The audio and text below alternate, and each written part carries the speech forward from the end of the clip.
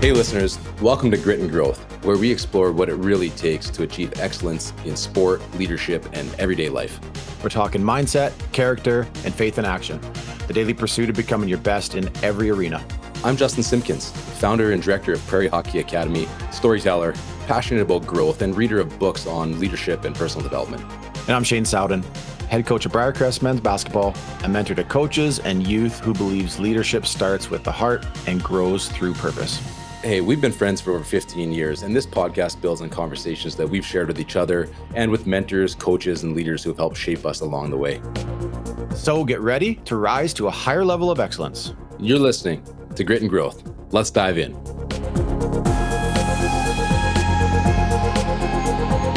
All right, Ben, super excited to have you all the way from Australia. Our first, you're from New Zealand, but our first Australian on the show. Welcome to the Grit and Growth podcast. What a pleasure. Thank you for having me, man. Yeah, we want to start off today, like the word culture. You know, you've written about it, you talk about it, you know, you've been a coach, you've been a player. What does culture mean to you? I have this lovely little analogy for culture around it being in a petri dish. Like I take it back to biology, and that when you're making yogurt, you make a culture and it grows. We used to make these things in New Zealand when we were younger, where overnight you would put a yogurt culture in a container, mix some water, add a little bit of culture starter, and overnight it would form a yogurt. And that for me is like the biological term of it, and I quite like it in a setting, in a team setting, because it's an environment suitable for growth. Like when you look at that petri dish in a science lab, there's bacteria floating around there, that yogurt, and it grows, it feeds on itself, and it grows into something bigger.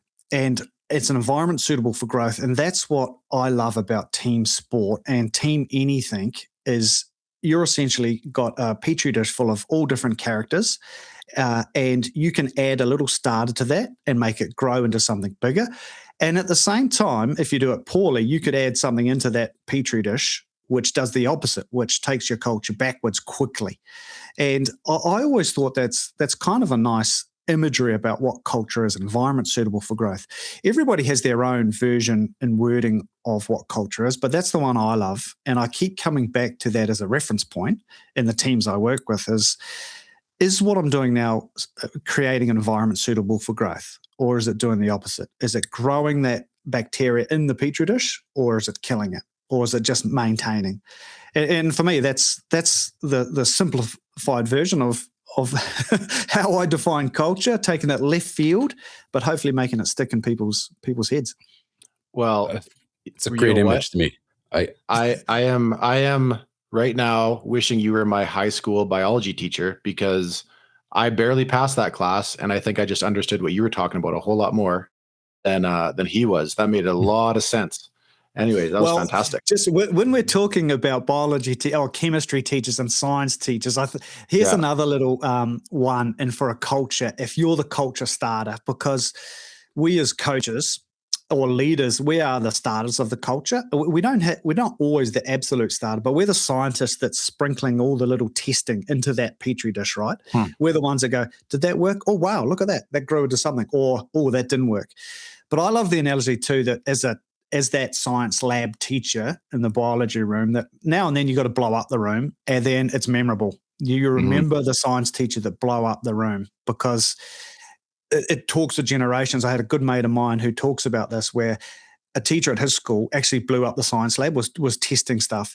And then for years later, like we're talking 10 years later, the kids would still talk about this science teacher blowing up the lab. And every time they went to the science room, they would be on edge and like, oh, what's going to happen today? And they were sparked and ready to learn, because this is the teacher that 10 years ago blew up the science lab with some crazy thing that they did. And I always like that's us as leaders and coaches. And now and then you've got to do something a little bit out there to like spark a bit of curiosity and a bit of, oh, wow, what's going to happen here? So when your athletes in a sporting context, or your people that you lead come into your environment, they're always sort of just head slightly turned going, what's going to happen today? And then they're more receptive to whatever you then say. And I just think that sort of that's a lovely analogy as well. And I go, right, let's always be that person that's got that edge about them where, people are looking at you like, what's going to happen? And that's the ultimate environment suitable for growth. The mad scientist. I like it. I like Doc it. off Back to the Future. Yeah. That's right. Beautiful. Marty. Okay. Yes. Environment suitable for growth. What, for coaches, young coaches, older coaches, anyone listening today, what are some of those ingredients that we need to be adding? What that create an environment suitable for growth? Let's talk about those first.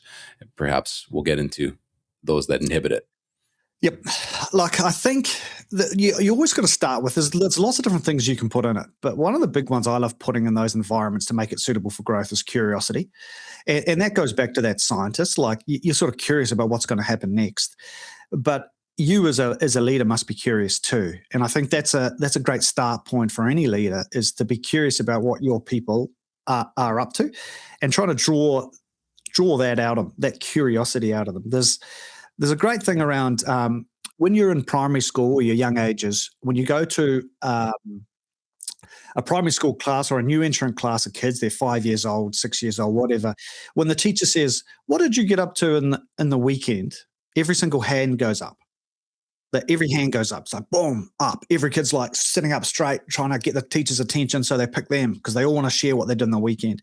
But as we grow and get older and get to high school and older, we lose that. You say to your last year at high school, a teacher might say, question, you might get a couple of hands up, but you certainly won't get the whole room. We lose that curiosity just naturally. All these other things come into our head, like scared, or how's it going to look? Am I going to say the wrong thing? And all these swirls in your head. So when we get to our environments, like our sports teams, and I take rugby because that's my context, is I want to break down those things. I want to get back to that new age sort of mindset where I say, hey team, what do you reckon about this clip that we're showing here? And I would love it if every hand goes up, or, everyone's yelling out like, oh, we could do this, we could do that, because no one's afraid. They're curious. And we just want to get back to that new entrant level mindset. We're all hands up. We're not afraid. We're curious about stuff. If I say to the group, hey team, someone give me their thoughts on why this happened. I would love, and I want an environment where the majority of people are saying something, and it can be spinning it out, whatever. And for me as a coach, I've got to create that environment. I've got to make it there's a lot of talk about this psychological safety, but that's kind of the important part. An environment where no one's afraid to put up their hand and make a mistake. And as a coach, as a leader, I've got to be the one that's creating that. So I've got to be my reaction, both what I physically say, but also my little body language things needs to make it all right to have a crack and not get it wrong, and get it wrong, and it's no problem. Yeah, good answer.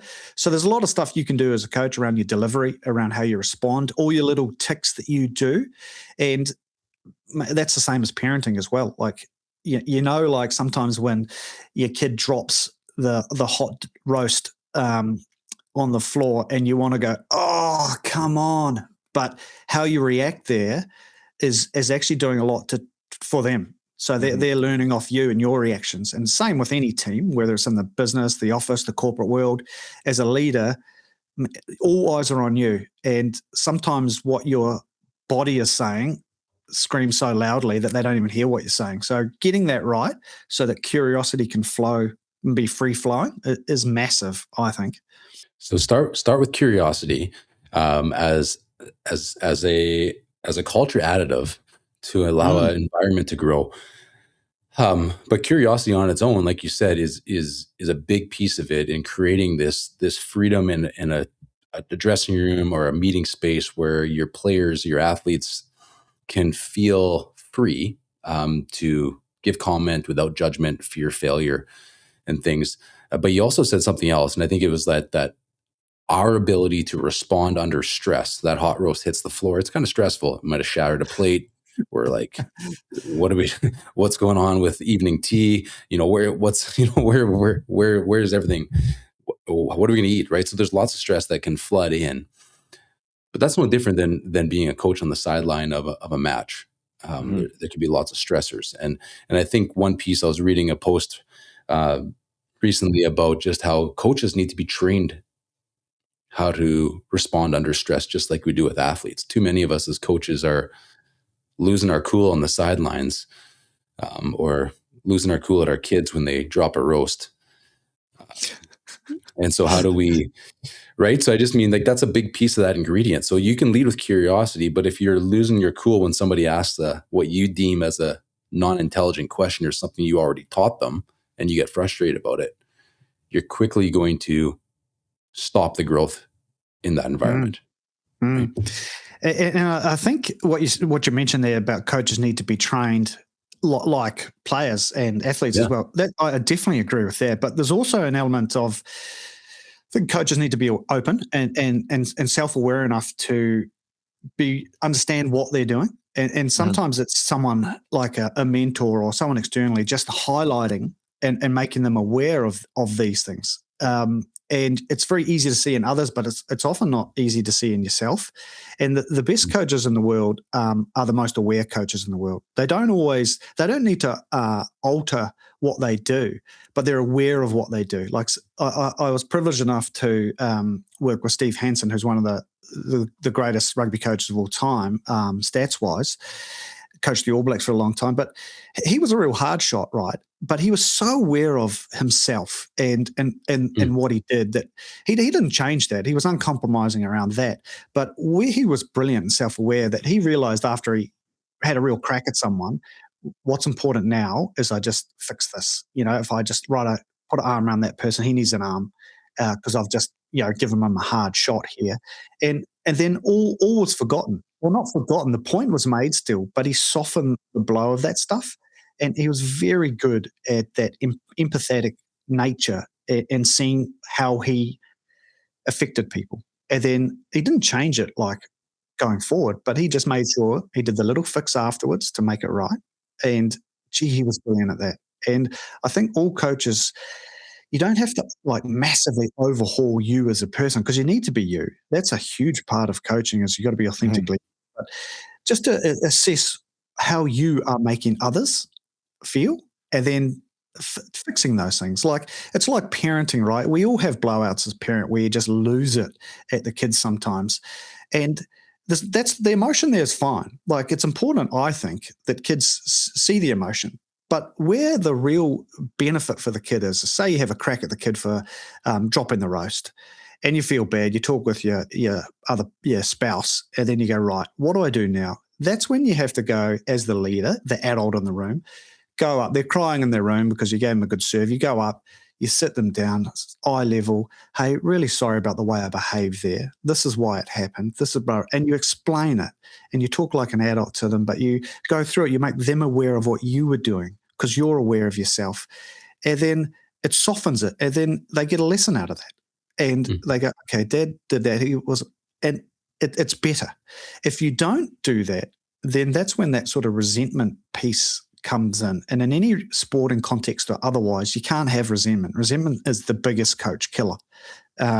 You want to be able to deliver something super, if you want to deliver some hard message, the ultimate critique of coaching is if there's no resentment, you're obviously coaching well. If there is resentment, you're not creating an environment where straight feedback is taken well. So I just think that's a really important piece, is just to be really aware of yourself and be able to make the adjustments to anything you do, not what you do, but how you react to what you do, is the absolute gold of coaching and leadership in general. Hey everyone, check out our new book, Significance Over Success, packed with real stories, reflections, and lessons on what it truly means to grow with purpose. Hey listeners, Shane here. A few years ago, my wife and I purchased a new home, and we were really excited to move in, but it needed one thing. We were unhappy with the basement. We needed a major renovation. We wanted a space where us and our 3 grown boys would want to spend time together. Hang out, play games, watch a game, but most importantly, just be together. That's when we called Speargrass Homes. They were professional, detailed, but most importantly, you could feel they genuinely wanted to get the space right for us. Not just a nice looking basement, but one that worked for us. One where we wanted to be, and one where we wanted to be together, and invite others to be together with us. Now it's our favorite spot in the house. We all hang out there. We've even had the boys basketball team or for some team building. Anyways, if you're looking to transform some space at home into a place people actually want to be, Speargrass gets it. They do renovations, new homes, windows and doors, all sorts of projects. And with, most importantly, integrity. Trustworthy, thoughtful, easy to work with. You can find them at speargrasshomes.ca. SPERGRASSHOMES.ca. So I think this is one of the hardest things and one of the questions we get the most from people. We'll talk about culture. We write a book on it. Where do we start? Because so many coaches, they want the X's and O's. What's the system I need to run? And then they're like, yeah, I know I need to be better at building culture and building into my players. But so many coaches I find have a difficult time buying into developing their emotional intelligence towards their players. And they honestly don't, like, what, do I just read a book? Do I, go talk to somebody? Like, where would you say is the best place for coaches to intentionally start building this awareness about themselves? Well, it's the question, right? Like, how do I do this? And the interesting thing is, this side of the stuff isn't taught. Like, you don't go to the coaching clinics and get taught this stuff. It's like an add-on. It's an add-on. It's a token piece, but it really should be the start point for those things. So this is, and then, to be honest, this is why I started my podcast, is for this reason, because it's not. And having been through a really high-end professional coaching journey, and all the coaches I talk to at the international level, they put all the emphasis on this. And as they grow and get more experienced, it becomes more and more important to their coaching.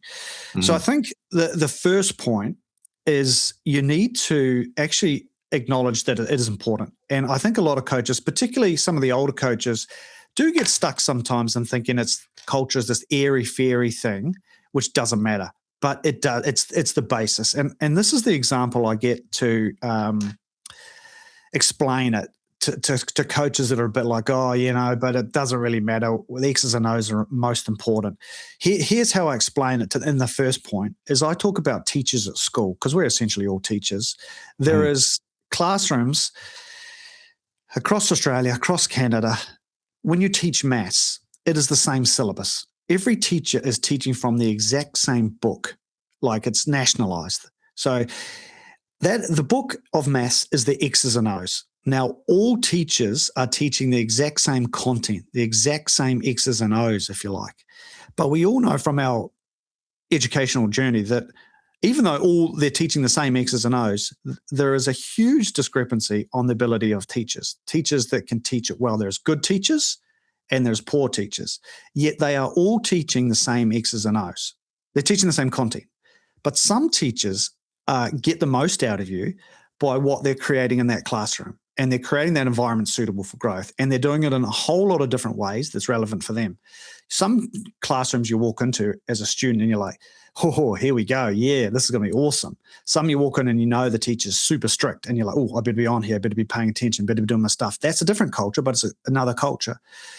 We can see that analogy that it's all different. It's dependent on what the teacher's creating, because the content's the same. And rugby and any sport, like rugby content's all the same. And anyone that thinks they're doing anything different to anybody else are dreaming, because it's all the same stuff. No one's doing something completely out of the box. And anyone that's trying to hide what they're doing is ridiculous, because I've been all over the world. It's exactly the same everywhere. And pretty much an under 16 coach in Vancouver Island will be coaching pretty similar content and techniques to the All Blacks coaches. It's very similar.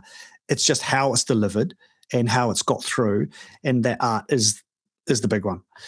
So when you're talking about, once you sort of go, okay, so it's important, where do you start? And that's the question. And I think you got to start at the real basic level around how you connect people in a team. And I love starting with just the physical interactions. So in a professional environment, as a coach, like the last couple of ones I've been with in Japan, there's probably 100 people in the organization, including staff, 50, 60 players and 30, 40 staff, something like that. The best thing you can do as a coach is greet people every morning. that greeting is just a simple way of just checking in with people. And it's amazing when you go to the corporate world, which I'm in at the moment, is the amount of times you're at your desk in the morning and someone will walk into work and they won't say anything. They'll just walk to their desk and go sit at the thing. And there's no acknowledgement. And you want that acknowledgement because it makes you feel part of something. And if you feel part of something, you're going to apply yourself more. So as a coach, to create that environment to start with, where someone walks in, they come out of their car and you're there to greet them. You don't have to be waiting like a dog at the door, but you just make sure you have a handshake or a knuckles and just say, "G'day, Shane. How are you, mate? How's your day?" And from that small little interaction, it seems like it's just a sort of a nothing thing, but what you're actually doing is creating a little connection. And there's a couple of things it's doing. It's making that person feel welcome. Yeah, you're meeting the head coach, the head of this organization. They're saying hello. Bang. This is not a sterile environment where we're sort of just turning out to do a job. We're actually being recognized. We're being welcomed in. It's like a lounge at home. Imagine if Justin and Shane, you came around to my house, you knocked on the door, and I just opened it and then walked off. And you're like sitting down. It's not your lounge. And you're like, oh, okay, do I take a seat? No, man, you wouldn't do that to someone. You'd say, hey, fellas, welcome. Here's the house, handshake, take a seat. You pick anything on the seat. You guys want a glass of water? And now you feel welcome. You feel, a bit more relaxed in the environment. Now I can say what I want. There's no confusion. There's no grayness. I know I've met the boss or the owner. And that's the same with your team. And every training, every session, it's the same. You're welcoming someone into your lounge. It's your place. You're the lead. Make it a welcoming place. So when people are in there, they sit back and go, cool, right, I know how this works. And if you do that enough, when people come to your lounge, all of a sudden they start understanding how to put the kettle on, where the kettle is. They're more than welcome to take ownership and accountability to make a cup of tea because you've made it appropriate. But if you never shake their hand and say, welcome in, every time you come around, you'll sort of sit in the corner and go, gee, this is a weird environment. Ugh. Yeah, geez, I'm just headed. Yeah, it's different. So having that little interaction, whether it's a handshake or something, or just even a hello sometimes, is a huge start point. And it's understated how often that's not the case. Like it really is. Like when you get caught up in coaching, you get absorbed in the X's and O's and you're thinking about putting cones out on a field or on ice or wherever you're doing and what drills you're going to do in the session plan. And as players are rolling up, you're too busy thinking about the X's and O's and what drills it's going to be. You need to do that, but you need to do that before you get there because once you get to that environment, now it's the connection piece. That's when you've got to now, the focus needs to shift from the X's and O's, which you should have planned the night before or the hours before, and it's all done. So that hour when everyone's arriving, man, that's your time to really create a culture. And however you do that is up to you. But that's the first point. Greet people like they're coming into your house for the first time, every single time. And then after that, how you grow the group. Like I love in the changing rooms is always starting with something other than rugby. Like just chat about, like, for example, we used to do a little thing at an amateur level where we just used to have a newspaper and say, righto, Justin, what's the Nasdaq Jones doing, or what's happening with the monarchy in England? And he'll pick up the paper and go, oh, actually, Prince Andrew's having a rough time doing a whole lot of average things. And then you have a bit of a chat about that. Sometimes you might say, Shane, what music were you listening to on the car ride in? And you'll say, probably Post Malone would be you. And then all of a sudden it starts a little giggle, and then everyone sort of lightens up and it creates a cool mood in the group. And then you go, righto. And once you've got that sort of blip, chuckle, bit of laughter, that's that little bit of mad scientist. Like, what's going to come next? Everyone's now paying attention. And then you go, okay, this is why we didn't perform in the weekend, men or woman, that we didn't get our body shapes and contact right. And because you took that time to add a bit of culture, to bring people together first, then you've been able to magnify the content you're putting in straight after. If you just start with the X's and O's, like, okay, team, we were shit in the weekend because we did this, you'll get half a dozen people go, oh yeah, all right. But you take that little moment to create that spark, and then you're creating that environment, that teacher setting where people are walking in and go, what's going to happen today? This has been really insightful so far, Ben. I think one piece, that I want to. I don't know how many of our listeners fully understand the game of rugby, and we talked about this before we got on the air here, and we, I understand rugby a bit from playing for a few seasons, but it is an extreme team game, and there's a line of defense that if you play as a team and you come up as a team, it can't be broken.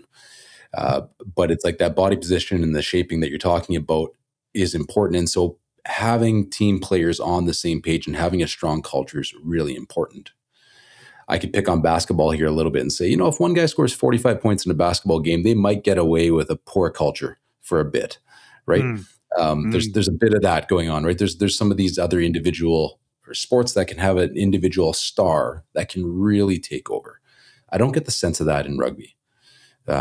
I just wonder, is rugby a sport? I'm curious on that, like where culture in this type of conversation is a lot more normalized than what we're maybe starting to see in some of our sports in Canada, where we're more celebrating individuals and skill development of the one, as opposed to the teamwork.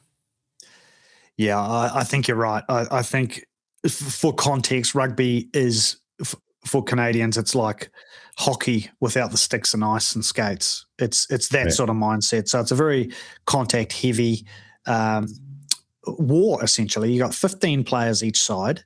For starters, it's a big team.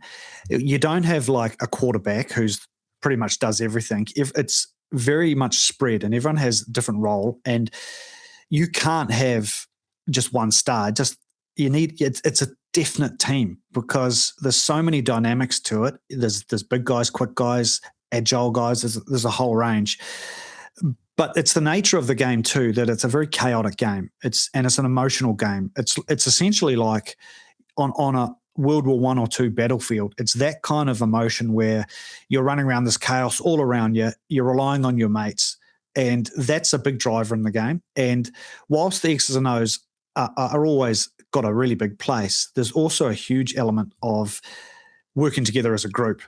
Like you got 15 of you charging at someone, you need to work together. And if there's one hole, it's like that movie 300, and we talk about the Greek phalanx where they have those shields, and if you look after the person on your left and that's all you're worried about, because that's the guy that's going to open the hole so you can whack the spear in, but it's also where the spear will come back at you, so you're protecting your mate. So there's a lot of that interaction where you rely on the guy next to you, and the guy next to you relies on you. So there's a lot of that, and there's less individual stars than some of these other sports. But it's all relevant too. Like, it's just because it's not an individualized sport.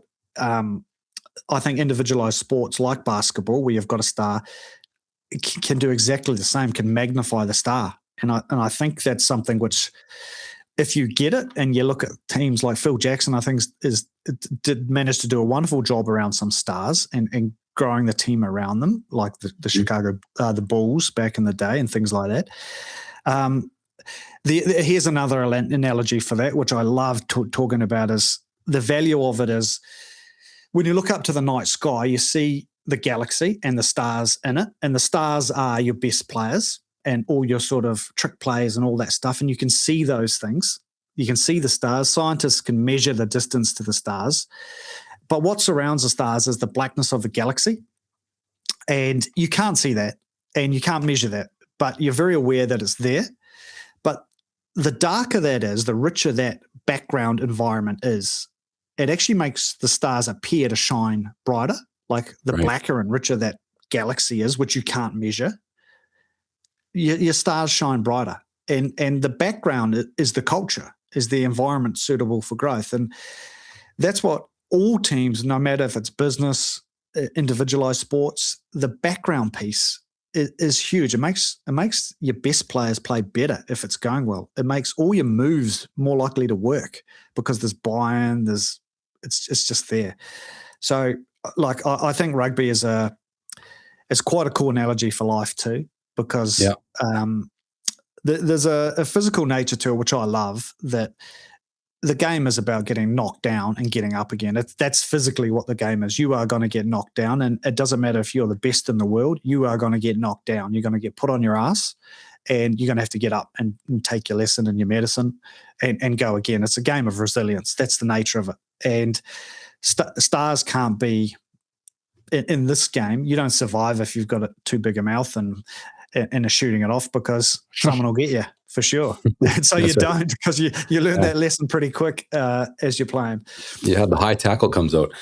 It's I think you're right in that sense. You're getting knocked down, you're getting back up, and that teamwork idea. But you said it, but your mate's always got your back. And so even when you get knocked down, in this idea of rucking over, that you have people with you, and as soon as you get knocked down, you're tackled, you have a group of people that are coming over top you, almost in the sense of protecting you, and then you're placing the ball to your teammate again. So you're assisting in the continued offensive attack, even when you're tackled, right?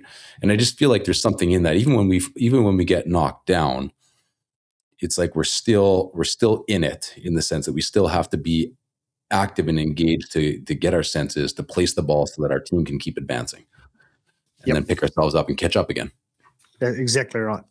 Yep. It's a game of continuous movement, really. For 80 minutes, you're always very aware of things. The game's flowing. It's a cool game in that front, and it tests a lot of things. It tests the physical side, obviously, but there's a lot of mental which comes up in this particular game around when you are getting hurt, and you are going to get hurt. You're going to get stood on, rucked, bruised. It's inevitable. So you've got to be able to regulate yourself to go, do I keep going here? It's a choice you make. Do you want to? Are you going to do it for your mates? And that doing it for your mates is a huge drive for most teams, because when you stop and go, why would I run into this person over and over again? And to have a bit of he's bigger than me and I'm getting hurt every time I'm doing it. So there's a little bit of social pressure when you're committed to a team. You're like, I've signed up for this. I've got my mates here who I enjoy. I can't let them down. I've got to close my eyes and just run hard into this guy or put my body on the line.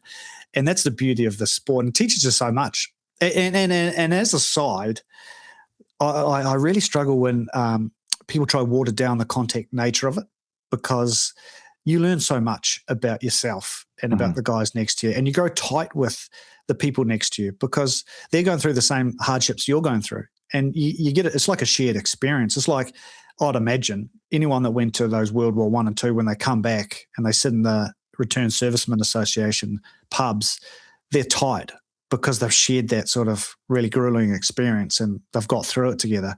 And there's a bond there which a normal person doesn't quite understand. And it's the same in this particular sport, where you see reunions of rugby teams coming back 10, 15, 20 years later, and the connection is there. And certainly for me, traveling the world with this game, when I catch up with mates that I played with, it's absolutely joyous because you've got this connection which other people can't see. And it's a beauty of the game. Thank you for joining us for part 1 with Ben Herring. Remember to come back next week for part 2 as we dive into more coaching culture foundations. We're going to talk to Ben about his rugby career as well as some of the coaching career and when he started to see how culture made the biggest difference in his game. Yeah, hey, if you enjoyed that episode, it would mean a lot to us if you shared it with a friend, a teammate, a family member, or just left us a quick review wherever you listen. That's how we reach more people and keep great guests coming your way. Yeah, and if you haven't already, hit subscribe so you don't miss future episodes with incredible guests and real stories that'll change and inspire you. And until next time, stay curious, stay humble, and keep growing.